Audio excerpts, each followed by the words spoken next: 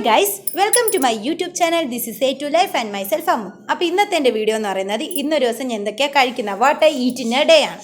അപ്പോൾ ഇന്ന് ഞാൻ രാവിലത്തെ ബ്രേക്ക്ഫാസ്റ്റ് ആയിട്ട് കഴിക്കുന്ന ദോശയും പപ്പായ സാമ്പാറും അതുപോലെ കട്ടനുമാണ്.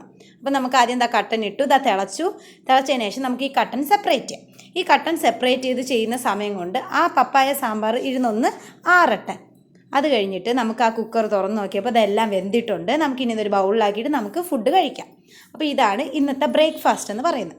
ഇനി ഉച്ചയാവാൻ പോകുന്നു. അപ്പോൾ ഉച്ചയ്ക്ക് വേണ്ടിയിട്ട് നമുക്ക് ചോറുണ്ടാക്കണം. അതിന് അരിയിട്ടു നന്നായിട്ട് 3 പ്രാവശ്യം ഞെവിടി കഴുകിയതിന് ശേഷം അതിലേക്ക് ഞാൻ ഒരു മുട്ടയും കൂടെ ഇട്ട് കൊടുക്കുന്നുണ്ട്. കുഞ്ഞിന് വേണ്ടിയിട്ട് ഒരു അവിച്ച മുട്ട വേണമല്ലോ, അതുകൊണ്ട്. ഈ ടൈം കൊണ്ട് നമുക്ക് എന്ത് ചെയ്യാം, അത് തിളയ്ക്കുമ്പോഴത്തേക്കും നമുക്കിതാ ഈ പാവയ്ക്കൊക്കെ അരിഞ്ഞ് സെപ്പറേറ്റ് ചെയ്ത് വെച്ചിട്ട് സോയാബീനിൽ കുറച്ച് ചൂടുവെള്ളം ഒഴിച്ച് വയ്ക്കാം. സോയാബീൻ ഒന്ന് പെരുവുന്ന സമയം കൊണ്ട് ഉള്ളിയും തക്കാളിയും നന്നായിട്ട് അരിഞ്ഞ് സെപ്പറേറ്റ് ആക്കാം. ഇപ്പോൾ നോക്കുമ്പോഴത്തേക്കും സോയാബീൻ നന്നായിട്ട് പെരുകിയിട്ടുണ്ട്. ഇനി നമുക്ക് കറി ഉണ്ടാക്കാം. ഈ കറിക്ക് വേണ്ടിയിട്ട് കടുകും കരിയപ്പലയും വറ്റൽമുളകും എല്ലാം നന്നായിട്ട് പൊട്ടിച്ചതിന് ശേഷം ഉള്ളിയിട്ട് നന്നായിട്ട് വരട്ടി എടുക്കാം. ഇതിന് ശേഷം തക്കാളിയും കൂടെ ഇട്ട് അതിത്തി ജ്യൂസിയായി വരുമ്പോഴത്തേക്കും നമുക്ക് സോയാബീൻ ഇട്ടതിന് ശേഷം മല്ലിപ്പൊടി, മുളക് പൊടി, ഉപ്പ് അതുപോലെയുള്ള പൊടികളും എല്ലാം കൂടി ഇട്ട് ഒന്ന് ജസ്റ്റ് വറുത്തതിന് ശേഷം ഇതുമായിട്ട് മിക്സ് ചെയ്ത് കൊടുക്കാം. ഈ മിക്സ് ചെയ്തതിലേക്ക് കുറച്ച് വെള്ളവും കൂടി ഒഴിച്ചിട്ട് അതിന് നമുക്ക് തിളയ്ക്കാൻ വയ്ക്കാം.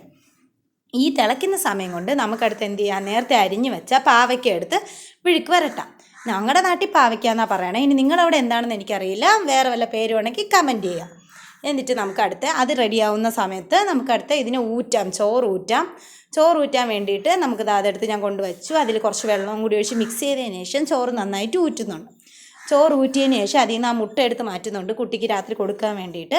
അപ്പോൾ നമ്മുടെ ഉച്ചയ്ക്കത്തെ ഫുഡൊക്കെ റെഡി ആയിട്ടുണ്ട്. രാത്രി ഞങ്ങൾ ഈ ചോറ് തന്നെ കഴിക്കുന്നതുകൊണ്ട് ഇന്നത്തെ വീഡിയോ ഇത്രയേ ഉള്ളൂ. അപ്പോൾ അടുത്ത വീഡിയോ കാണും വരെ ബൈ ബൈ.